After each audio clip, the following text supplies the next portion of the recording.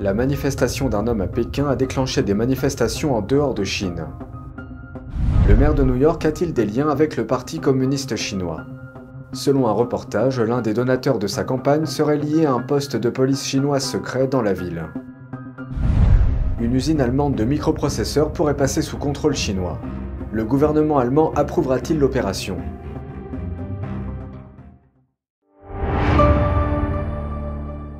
Bienvenue dans Regard sur la Chine. La manifestation d'un seul homme à Pékin a déclenché des manifestations en dehors de Chine. Connu sous le nom de l'homme du pont, le manifestant a accroché des banderoles sur un pont de Pékin le mois dernier, critiquant Xi Jinping et les politiques liées au Covid-19 du régime chinois.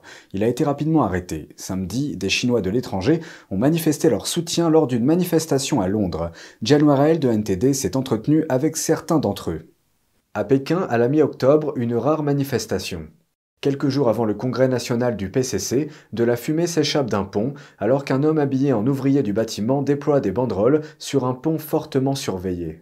Des images montrent les inscriptions sur les bannières. Dites non au test Covid-19, oui à la nourriture. Non au confinement, oui à la liberté. Non au mensonge, oui à la dignité. Non à la révolution culturelle, oui à la réforme. Non aux grands leaders, oui au vote. Ne soyez pas un esclave, soyez un citoyen. L'homme en question, Peng Lefa, a été rapidement arrêté. Cela a déclenché des protestations en dehors de Chine, y compris à Londres, à Trafalgar Square. Les manifestants ne voulaient pas que leur identité soit connue, par souci pour leurs familles et leurs amis en Chine, mais ils voulaient montrer leur soutien. Quel est le sentiment des Chinois présents à la manifestation?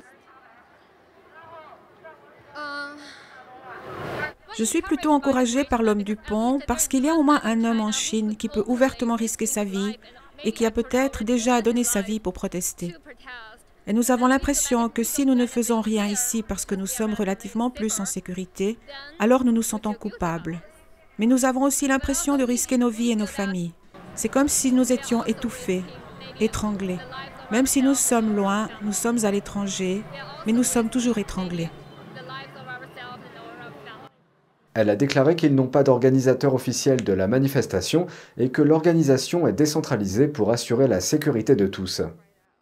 Les gens ne savent pas où il est en ce moment. Donc nous faisons cela pour le soutenir et pour protester contre la dictature de Xi Jinping. Un autre manifestant, qui ne veut pas être identifié, dit admirer la bravoure de l'homme du pont. C'est assurément un héros, nous admirons vraiment son courage, parce que ce n'est pas un travail facile, pas du tout. Je me suis senti très ému quand j'ai vu ce slogan, c'est exactement celui de l'homme du pont. Il n'est pas seulement fort physiquement, il est aussi fort mentalement, il écrit tout ce que nous voulons dire. Il n'y a qu'un seul endroit en Chine qui n'est pas censuré par les caméras de la CCTV. Vous savez où? Les toilettes. Alors ils mettent ce slogan dans les toilettes et le traduisent en anglais. Le message de l'homme du pont est affiché ouvertement ici, mais on ignore où il se trouve en Chine. Des reportages indiquent que l'Allemagne est prête à approuver un accord controversé. Une société basée en Chine cherche à acheter une société allemande de semi-conducteurs. C'est ce que rapporte le quotidien économique allemand Handelsblatt. L'acheteur, la société suédoise Silex Microsystems, est une filiale du groupe chinois SAI Microelectronics. L'entreprise allemande Elmos prévoit de vendre sa ligne de fabrication de micropuces pour automobiles pour un montant de 83 millions d'euros. Les services secrets allemands auraient averti le chancelier Olaf Scholz de ne pas approuver cette vente, soulignant le danger de dépendre de la Chine pour la production de micropuces. La principale préoccupation étant que la Chine pourrait utiliser cet effet de levier pour exercer des pressions sur d'autres pays à l'avenir. Ils ont également souligné que la Chine cherche à combler un vide. En effet, les entreprises occidentales ont quitté la Chine en raison de l'interdiction des nouvelles puces par les États-Unis.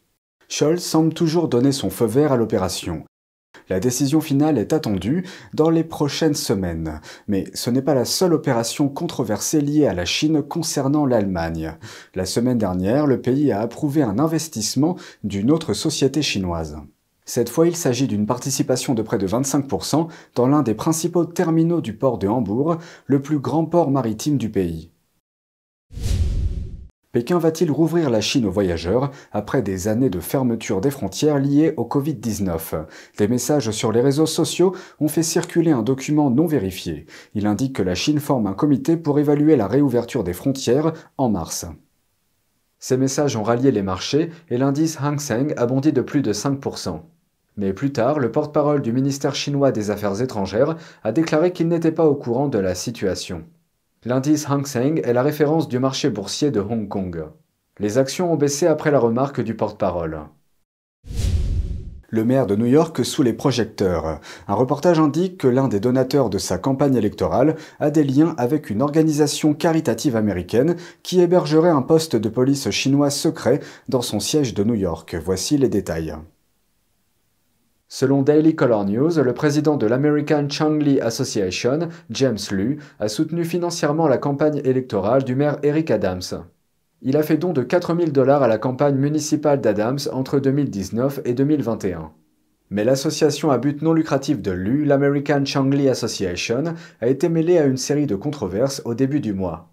Selon plusieurs reportages, le groupe aurait fait fonctionner un poste de police chinois à l'intérieur de son siège à Manhattan.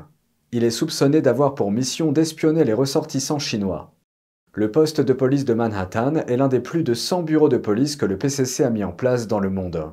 Selon un groupe de défense des droits de l'homme, ces commissariats participent également à l'intimidation, au harcèlement, à la détention ou à l'emprisonnement en espionnant les dissidents et en renvoyant les migrants en Chine. Le mois dernier, l'American Changli Association a accueilli le maire Adams en tant qu'invité d'honneur lors de son gala, bien que le maire n'ait pas divulgué sa participation à l'événement sur son agenda officiel.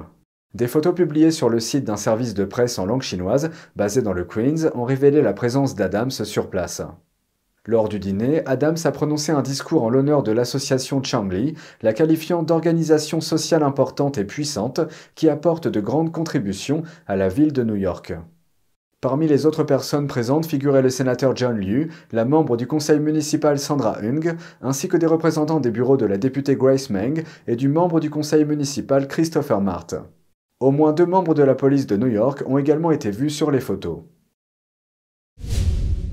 On reste aux États-Unis avec les commentaires récents du représentant Tom Tiffany. Il expose ses principales priorités pour traiter avec la Chine après les élections de mi-mandat. Nous devrions mettre fin à la politique d'une seule Chine. Il n'y a pas de chose comme une seule Chine et nous devons être fermes avec le Parti communiste, en particulier avec le président Xi qui a apparemment consolidé son pouvoir. Nous devons être très fermes avec eux, leur dire « Vous devez laisser Taïwan tranquille ». Et Taïwan est un pays distinct. Pékin revendique Taïwan comme son propre territoire et menace de le contrôler par la force. Et ce, bien que Taïwan ait sa propre armée, sa propre constitution et ses propres dirigeants. Le régime communiste n'a jamais gouverné l'île.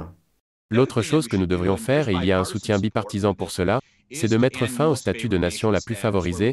Dans un contexte, nous donnons simplement à l'administration la possibilité de continuer à le faire. Les États-Unis ont accordé à la Chine le statut de nation la plus favorisée pour la première fois en 1980.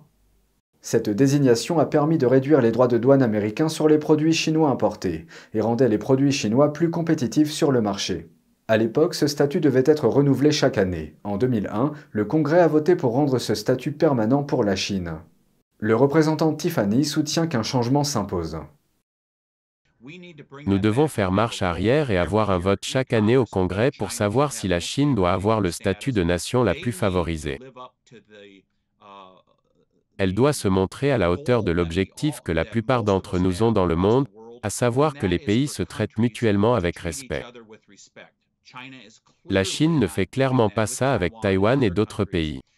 Ramenons le statut de nation la plus favorisée sur une base annuelle.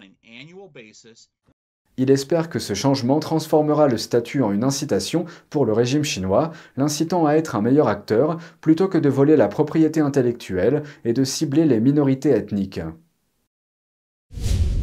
C'est tout pour aujourd'hui, merci d'avoir suivi Regard sur la Chine. On se retrouve demain pour une nouvelle émission, prenez soin de vous et à bientôt.